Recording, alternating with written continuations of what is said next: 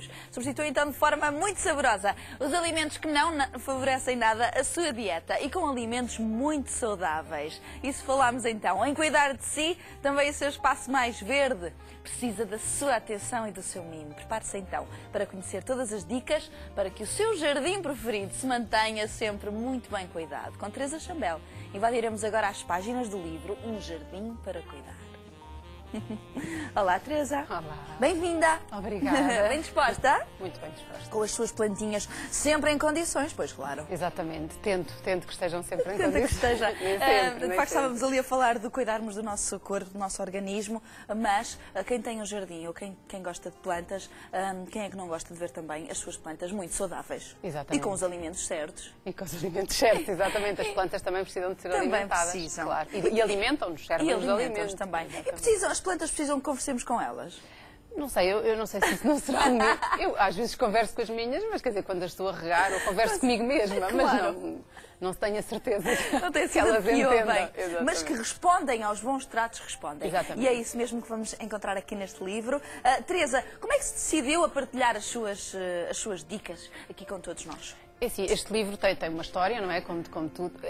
Começou também um bocadinho nesta casa, porque as minhas primeiras rubricas de jardinagem foram na SIC Mulher, ainda no mundo das mulheres. Sim. E depois, agora tenho também já há 3 anos uma rubrica de jardinagem na Praça da Alegria, e o ano passado, a Esfera dos Livros, depois de ter visto algumas rubricas, pediam para fazer um guia, à semelhança de um guia básico de culinária, mas um guia básico de jardinagem, adaptado à realidade portuguesa, às plantas que se dão em Portugal, às plantas que existem no mercado português e às florações na época certa em Portugal, porque há muitos livros, ingleses, franceses, mais ingleses até, só que são lindos, têm coisas maravilhosas, só que depois nada daquilo existe em Portugal e aquelas florações... Não se aplica à nossa realidade. Não se aplica à nossa realidade. Pois, muito bem. E aqui temos todas as respostas para os portugueses e para as portuguesas que querem cuidar do seu jardim. Muito bem. Vamos olhar para a nossa realidade em Portugal. Na maioria dos casos, infelizmente acontece, tenho plantas em casa, gosto tanto, mas elas morrem. Exatamente. O que é que acontece, Teresa? Dá-se água a mais, dá-se água a A menos? maior parte das vezes é água a mais. Eu acho que 90% das plantas é como os peixes nos aquários que morrem com comida a mais e as plantas com água a mais. Tem-me acontecido algumas vezes. É um bocadinho, nós temos a tendência, a planta está amarela, leva com água. A planta está castanha, água. A planta está a crescer pouco, água. Está a crescer muito, água. E não é verdade, as plantas, é claro, precisam de ser regadas, mas a maior parte delas morrem mais com água a mais do que com água a menos. E eu acho que isso é mais vale se calhar sempre regar a menos do que a mais. E regar só quando a planta precisa. Não há nada como espetar o dedo na terra e perceber se a terra está seca ou não. Pois, muito bem. Teresa, mas isto é maravilhoso, porque para além das dicas, a Teresa começa primeiro por ter, efetivamente, ficha de diagnóstico do seu jardim, que eu acho delicioso. Porque eu acho que as pessoas não sabem o que é que querem. Pois não sabem mesmo. E aqui tem todas as respostas. Fazem primeiro este diagnóstico. Primeiro têm que olhar para o seu espaço verde. Exatamente, e perceber o que é que querem. A ficha de diagnóstico pode ser para elas próprias ou podem depois recorrer a um profissional que lhes desenhe o jardim, não é? Porque eu sou arquiteta paisagista, desenho jardins para clientes. Mas a maior parte das pessoas conseguem desenhar o seu próprio jardim, só que muitas vezes não sabem o que é que querem. Portanto, planear o jardim é importante, é o que eu costumo dizer. As pessoas vão para o Garden Center sem saber o que se quer, ir para o supermercado com fome, compra-se tudo. À espera que orientem, não é? Exatamente. As pessoas vão à espera que sejam orientadas. E depois muitas vezes não são. Deve-se levar uma lista de compras, exatamente como quando se vai ao supermercado. E deve-se pensar no espaço que se tem, nas plantas que se quer colocar lá, no tempo que se tem disponível para a manutenção, porque é lindo. Olhamos para as revistas, para os blogs, para os sites, para o jardim do vizinho, é tudo lindo. E queremos tudo igual. Pois queremos, como estas fotografias aqui. Exatamente, só que isto dá algum trabalho. Mais vale começar a pouco e pouco. Eu própria não tinha experiência nenhuma. Eu sou arquiteta paisagista, mas sabia muito pouco de jardinagem, de pôr as mãozinhas na terra. Foi aos poucos. E foi um bocadinho por vergonha, como é que eu vinha para a televisão mostrar, fazer uma coisa que eu não sabia fazer. Teve que ser. E comecei a pouco e pouco. O meu terraço não tinha planta nenhuma. O erro é, para mim, é a pessoa querer começar com 30 plantas. Pois. Chega... E depois, para já, tem que acartar com elas todas, tem que as plantar, tem que as podar.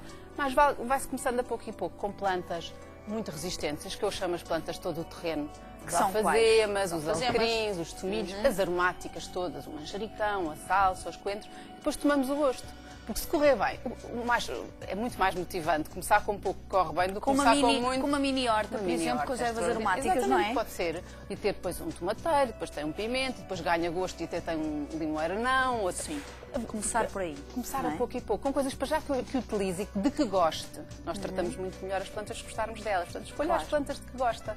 E ao escolher essas plantas, o que é que a Teresa vê mais a acontecer? Existe uma tendência também de se escolherem determinadas plantas, mas depois de facto não saber como tratá-las, não é? Que conselhos é que poderia dar? Por exemplo, para quem gosta de violetas. As violetas são uma planta que se dá em casa. Portanto, é uma planta de interior. E uma planta que nós temos muitas vezes a tendência para comprar. E as plantas muitas vezes vêm do... É uma coisa que eu explico aí num dos capítulos. Eu tenho uma parte que eu acho que é interessante, pode ajudar, que é um guia de compras. Ensinar a comprar. Maravilhoso. A pessoa muitas vezes compra a planta e o substrato, ou seja, a terra, é tal e qual que estava a falar do alimento, não tem alimento suficiente. Aquilo é uma terra muito pobre. Portanto, nós devemos chegar a casa e mudá-la para um vaso ligeiramente maior, não pode ser muito maior, com um bom substrato. Ou seja, o chamado caviar para mim para as plantas é o humus de minhoca, que se compra em saquinhos, não cheira a nada, é uma coisa ótima. Mistura-se, compra-se um bom substrato e envasamos a planta que acabámos de comprar, pomos num vasinho um bocadinho maior. Muito bem. E digo que faz toda a diferença, porque muitas vezes, e outras vezes elas vêm, eu tenho aqui algumas fotografias disso, com as raízes todas enroladas. Sim.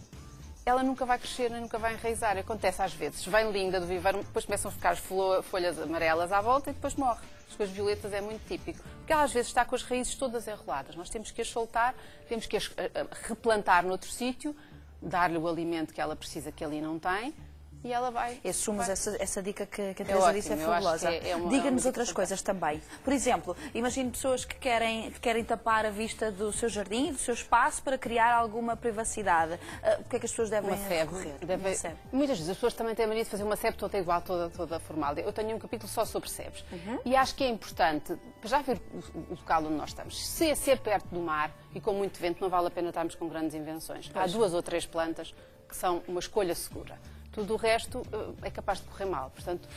Não vale a pena. Exatamente. Se for uma zona com umas condições menos adversas, porque não experimentar por 2 ou 3 espécies diferentes, com florações diferentes ao longo do ano, e em vez de ter aquela risca verde, que às tantas depois não gostamos e que fica seca em baixo, vamos tendo uma sebe que nos está para a vista.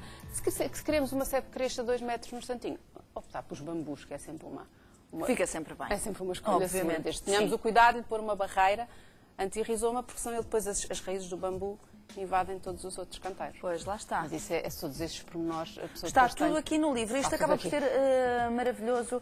Também existem outras questões, nomeadamente em relação às estações e ao quando se dar água às plantas. Todas essas indicações são fortíssimas, são muito importantes. Muitas vezes, uma coisa engraçada nos livros ingleses, que são lindos, é que tudo que diz que num livro inglês entra em floração no início da primavera, é o nosso inverno. Pois é, estamos ao contrário. Porque nós aqui estamos com temperaturas no inverno que eles não têm às vezes na primavera. Claro.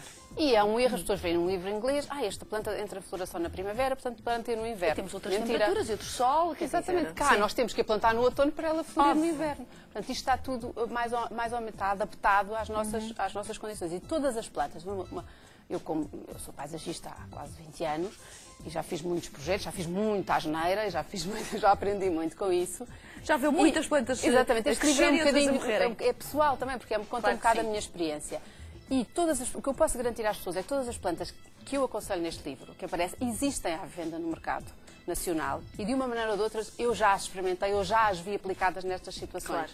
Portanto, eu acho que isto faz a diferença. É um livro em português de uma portuguesa e sobretudo de alguém que quer partilhar a sua experiência de coisas que já viveu e experienciou. Portanto, é na primeira voz e na primeira mão pôr as mãos na terra, não é? Muito obrigada por ter estado connosco, Teresa. Continua também com esse brilho quando fala também daquilo que gosta. Muito obrigada. E se gostava de ter também este maravilhoso guia para cuidar da melhor forma do seu jardim, também não deixe escapar a oportunidade que segue. Temos então 5 livros destes para lhe oferecer. Só tem mesmo de nos enviar um e-mail para mmpassatempo@sic.pt com os seus dados pessoais. Participe e bom trabalho no seu jardim. E tome nota também do festival que se segue nos próximos dias 26 e 27 de maio.